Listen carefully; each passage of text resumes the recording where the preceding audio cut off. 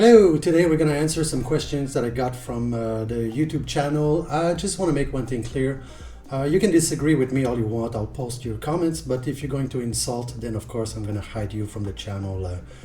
YouTube is not where I make a living. If I make 100 to 300 bucks a month, it's a miracle. So basically I'm just trying to share some stuff and help some people out. If you don't agree with me, it's fine. I'll put your post up, as you can see in the future. But if you're just here to insult people, browsing the internet to find people you disagree with, well, wrong channel. You can go somewhere else with this. I don't need the aggravation because this is not how I make a living, so I don't have to put up with those people. All right, so let's move on to the first comment. I think the comment was about a tour of my restaurant. The question's from Tom P. What brought you to Taiwan? Did you ever consider opening a restaurant in the US? Where did you grow up? Just curious about your background. Actually, I'm Canadian from Montreal, and I came to Taiwan 20 years ago. Met a girl, and then I always operated restaurant and owned restaurant, so this is what I did as well. Got married, and there you go. Did you ever consider opening a restaurant in the US? I'm not American, so nope. What kept me in Taiwan is low tax, low crime, free healthcare, and free education. So you got your answer there, my friend. Esteban Diaz is asking, I'm just going to give you a big heart for this. He's asking, my friend, I have a long question. Do you have an email or somewhere I can contact you on? Thank you. Not really. Usually I do all my stuff on here, on YouTube. I should set up an email for questions, but by the way, if you have any questions, you can ask them here in the comment section. Usually, sometimes I make an entire video on a question, so there you go. Hill Shepherd, I'll give you a thumbs up for this. Hill Shepherd, you most definitely have to have a very powerful vent or fan over the cooking area. Sure I do, you got that right. That was shot in one of my restaurants. Usually in houses there's pretty good vents, pretty good exhaust fan, so if not, then at your peril. When is your next live stream? Great content from Esteban Diaz. When I have time, my friend. Right now I'm working on a new restaurant. It's called it's like a vinyl record coffee shop at the same time, so I'm quite busy with this. I'll give you a heart for this. Esteban Diaz again, super knowledgeable. I could listen to you for hours, maestro. Well, thanks for listening. Yeah, I don't know. I don't think I'm great on camera, but I do this for fun, so who cares? Dream big, Bella, I guess. Thank you. Jeff Lavary, if you remove the fat from the pan of the side, sorry, I'll start again. At 710, you remove the fat in the pan and off to the side, then what did you do with it? I went right to the butter recooked part. Yeah, I put the fat back in. I remember this video was made like 7 or 8 years ago, and I just bought like a Samsung S3, which was a big deal back then, and I shot this video in like 10 minutes, the time it took me to cook the steak. So some of the colors are off and some of the editing is not great. I didn't make any videos back then, so it was just for fun, goof, and then it picked up.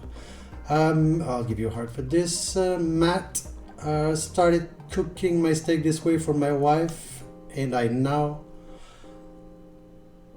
all she wants for dinner is steak. Thanks. Well, that's awesome, my friend. Again, some people, they think it's undercooked, some people they think it's overcooked, but then again, some people think it's raw. Again, the colors on the cameras were not great, so I didn't edit before. I didn't know about color correcting and stuff like that, so I think it's a medium rare, but some people disagree. You're free to disagree. It's a free country, as long as you're polite.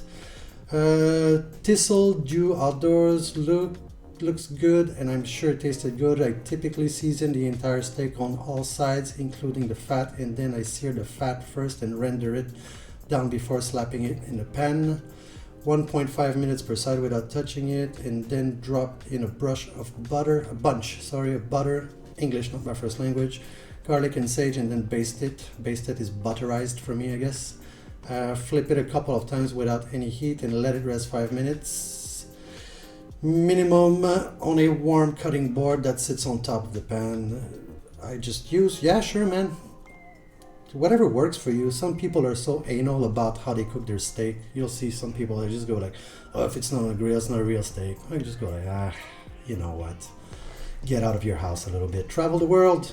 You'll see some stuff that you could not expect. I guess diving ghost did anyone ever tell you that you look just like Tom Hardy? I'll give you a big heart for that. Nope, but thank you very much. I wish I did, and I wish I was young like him. Riddle Time 2 weeks ago said I cook, a drummer, producer, finding interesting things on your YouTube. Definitely subscribe. Yeah, again, thanks for that. I already gave you a heart. I pretty much only post things I like to do. I don't do it because I have to. Again, this is not how I make money. I don't need to put content 3 times a week to make a living here. I just do stuff I want to do, and there was on a Bossa Nova backing track tutorial in FL Studio. I make some music on the side too. So there you go. Real times, this deserves more view. Thanks again for the explanation on how to caramelize the onions.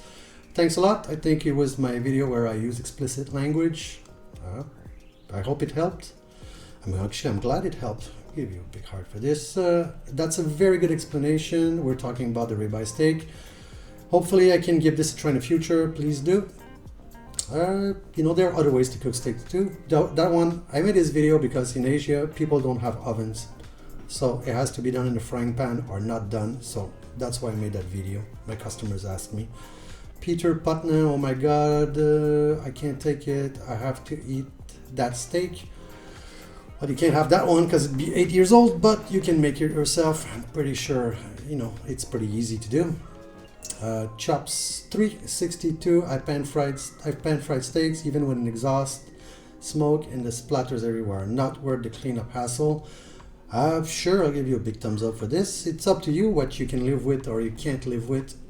For me, a good steak is worth a cleanup. In my restaurant, I don't do cleanups anymore. I got people for that, so maybe different place, different situation. Actually, I don't even cook in my house anymore. I haven't cooked in this house since I bought it 4 or 5 years ago. So there you go. Relax. That's a good name. I like it. Perfect. Thank you. Cheers. If it's a fillet steak, it's cooked perfect. You want to appreciate a true ribeye that's rare. Again, everybody's taste is different. For me, I eat my ribeye steaks medium rare. Will Early say it looks pretty good to me. It looks pretty good to me too. That's how I eat them. That's how my cut. In a restaurant, you'd be amazed. I've got people who eat well done. And I've got people who eat raw. So basically, the opinion on one person on YouTube is like the opinion of one person in my restaurant. Everybody's different. I don't judge. It's fine, whatever you like. But you don't have to impose your values on me on my YouTube page. But fair enough. Cookieman136 said beef fat, it's a tallow and butterize is base. Thank you, buddy. I appreciate that. Sometimes when I speak, since English is not my first language, I just bastardize words. So there you go. Thanks, buddy. Costello, beautiful steak, but definitely not medium rare to medium rare. Sure, why not? That's what you think. I'm okay with that. Paul Castellina goes with c'est bon. C'est bon is French, my first language, and it means it's good. Thanks, buddy. Paul Castellina again. Damn, this dude knows his shit. Well, I'll give you a big heart for this. Here's the thing, I own 16 restaurants in my life. I still own 3 right now because I sold the other one. So I must be doing okay, contrary to what some people think. I fucking like it. Sorry language, but you go on people's YouTube page, right? People who insult you, you go on their YouTube page, there's nothing there. And then they're trying to tell you that what you're doing is wrong, but they have nothing to show for. So it's kind of moronic. So that's why I don't waste time with that. Just hide this user from channel. Isaac Lobo, excellent, thank you. Glad you liked it. There you go. We're doing the answers. Some of them I haven't seen yet. So Justin says I always put the pepper at the end because it will burn during the high heat process. You got a good point, my friend here. If you cannot really control the heat in your pan, then you're better seasoning after. If you can control the heat, then it's okay. It's all about control, basically. I kind of do this for a living, so I can control what's going on in my pan. And I just want to let you know, usually I don't cook in a frying pan. I cook on a grill. I start on a grill, then I move into an oven, and then I'll baste at the end in a pan. So it's like a 3-step process in my restaurant. This was made again for people who don't have an oven or a grill at home, who live in an apartment or something like that. Steve H looks really good. He just cut into it too quickly. All that work in the 938, not even 20-second rest before slicing. Sure, you didn't see the edit, so basically you don't know what you're saying. But thanks for the pointer for people who don't know how to do it. Again, I made this video on a cell phone. I didn't know how to edit back then. I just put it together.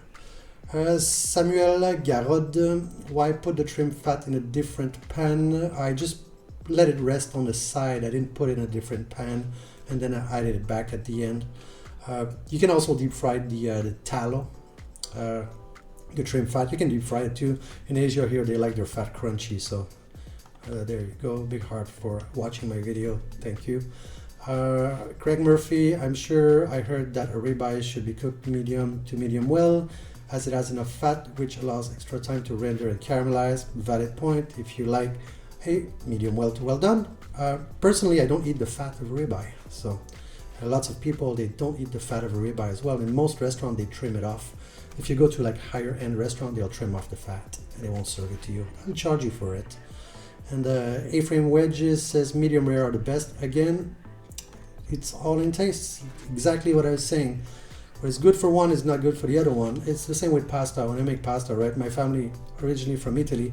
So when I make pasta, it's from one specific region in Italy. Then other region will say, oh, it's not how you do it. But then again, you're not from my region. So what do you know? It's like a hockey team or a football team. You know, your region is always better than my region. So there you go. Let's agree to disagree. Chustel butterize. I'm not made at it. I'm not sure what that means, but I'll give you a big heart because you watched my video. You forgot to use the rosemary. That was Jordan Levitt. I didn't forget. It's just not on video. When you drop it in, you gotta take it out fast because you don't want it to burn in the butter. So thank you again, Zach Tyndall. I wish I could cut the steak at Longhorn, but they come pre-packed. I'm not sure what that means. Longhorn. Is it a restaurant? Is it a butchery? Is it in the field when you're quartering? Is it in a butchery? I'm not sure. Anyway, I'll give you a big heart just because you took the time to watch my video. That was all on the steak video. This one is on the caramelized onion. Paul Bannon, you're hilarious man, but you nailed the caramelized onions. You weren't wrong in anything you said. Yeah, I was kind of venting in that video. Sometimes, I get annoyed as much as the next guy, and since this is not how I make a living, I can pretty much say whatever I want. Mongrel, apparently it wasn't the only one to threw fist bump at my monitor when he slaughtered the steak in butter, then cut it into it to reveal a perfect rare, medium rare steak fit for gods. Glad you enjoy it, my friend. This one I answered back. Billy Tapro, answer bro. Awesome bro. Well, thank you so much. Like I said, Eric Burton is making some humor. Step 1, remove sleeves. Again, that video was coming off the beach, and I had my brand new phone in my pocket. So I said, hey, let's try the phone. When I put this video up on YouTube, right, I had no views. Nobody ever watched anything I did, so I did it for fun, for me and my friends and my family back home in Canada. And when the video picked up steam, then it picked up steam, but my intent was never to be a YouTube star. So there you go, Vizini, 3 weeks ago, butterized. I need to add that to my vocabulary. I stopped using butters on steaks when I discovered demi-glace, but butter is still good. Yeah, you can, demi-glace is fine too, depending on what you want to eat. Again, it's personal taste. For me, mostly I eat a steak every day, and mostly I will baste or butterize with green onions in it, and it's what I've been eating for the past 6 months every day. So there you go. Thomas KHM, so difficult to focus on what you're talking because you're so hard. All right, extremely distracting. Well, thank you for the compliment. Sometimes it's nice to know that you still look quite okay. Anthony D, why do I feel like this man is professionally cooking a perfect steak for someone on MDMA? That's fist pumping in the next room. Literally a perfect cooked steak. That in my opinion is the only way to cook a steak. Well, I don't know what's the fist pumping about, but I give you a big heart because you watched the video. James Bell, this steak has enough fat. Don't throw it around, treat it gently. Enjoy 40 years of cooking. Well, congratulations on 40 years of cooking. You and I both know that it's not an easy job. William Emerson, damn dude, I just had breakfast and I'm hungry again. I see you like carbon steel pans. Yeah, it's where I cook my fish usually when I do salmon, like a pan fry salmon. I'm gonna cook it in there. If it's used long enough, it's been brushed long enough and cleaned long enough, then it doesn't stick anymore. And yeah, that's it. Michael VL, I cook with butter at start, 4 minutes each side, perfect medium rare. Good for you, man. That's great. And only Grace Matters, looks delicious. I already answered this one. Thank you. Wolfman, a beautiful cooking lesson. To call it medium cooked steak is a real stretch though. That's a rare to medium rare effort. Thanks for watching, buddy. It is, like I said, the colors on the cameras were not perfectly aligned. V New Win, definitely nowhere near rare, purple blue, but I agree, it's closer to medium rare, though right down the middle between medium and rare, so perfect. Well, there you go. Thank you very much. That's exactly what I thought. Martin Houghton needs subtitle. Can't hear him more than half the time. Well, sorry about that. This is the first time I hear this comment, but here, a big heart for watching. Kevin Brady, nice, big heart for watching. This video is another rant I had. The speakerphone public, only psychopaths do it. You gotta watch the video.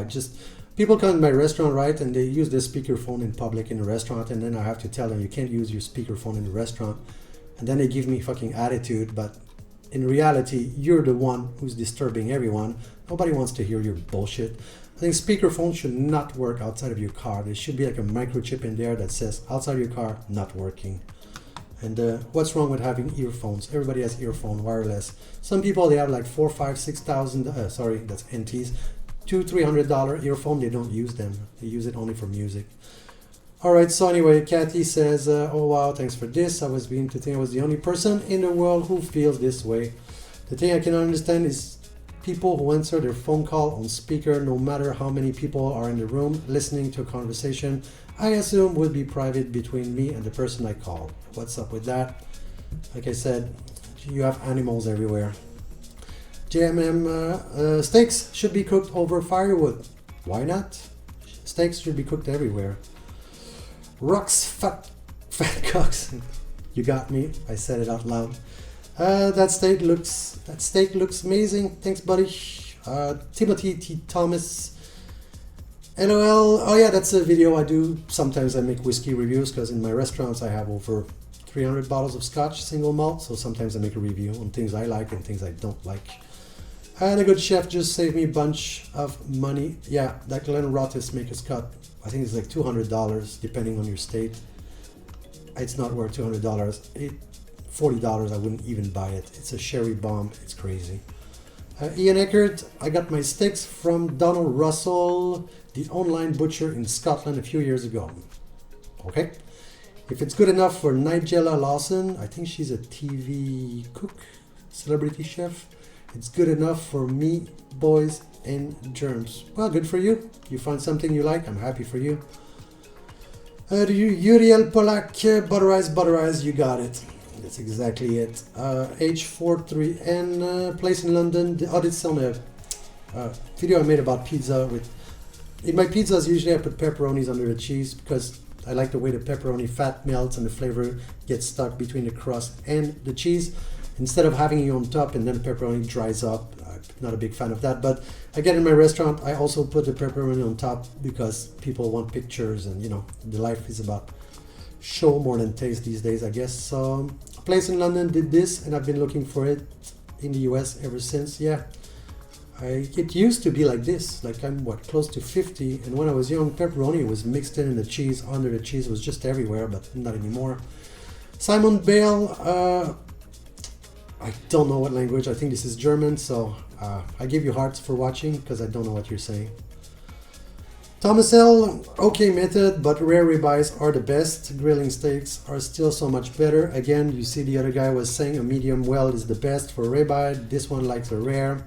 Grilling steaks are still so much better. Again, personal taste. I grill them, I pan fry them. Sometimes I make them sous vide just because I eat a steak every day, so then I get a little bit lost in, get bored sometimes, so I just change it up a little. CTG Marsh, thanks for the yo, gives the idea for medium well. So you see, this guy likes medium well, so there you go. T-Sam, no good steak should ever be cooked in a pan, that you say. It should be grilled and preferably on wood, charcoal briquette only as last resort. Yeah, buddy, sure, the problem is that a lot of people live in apartment towers. They don't have balconies, so basically what you're saying, so if you don't grill it, don't eat steak, I don't know. Plus pan fried is delicious. Tony Mussolino, when cooking a steak, regardless of middle, griddle, skillet, broiler, barbecue, smoker, whatever, the key is to always use prime cut. Anything less and your finished product will suffer greatly. I don't like to fight with my steak. If your steak is cooked right, you should be able to just of your steak is it's a little bit strange here. I think he wants to say if your steak is cooked right, you should be able to pull pieces to eat with a fork. Not everybody has $30 for a prime cut. I think prime cut ribeye right now runs about 2,000 NT a kilo. So about what? Yeah, it's a lot of money. It's 1,000 NT a kilo, so it's $30 for a kilo. So it's $60 for 2.2 pounds where I live. So prime is great. It's what I sell. But if you're gonna eat at home and you don't have much money, you're on a budget, you're better off with a steak than no steak. So I'll give you a thumbs up for this. I'm not an elitist. I really don't care what I eat. Mostly I only eat what I cook, but what my staffs cook. But for me, when I travel, right, and I eat on the street here in Taiwan. We have a street market, and I eat well done steaks and chop little pieces with sinew in it. So I really don't care that much.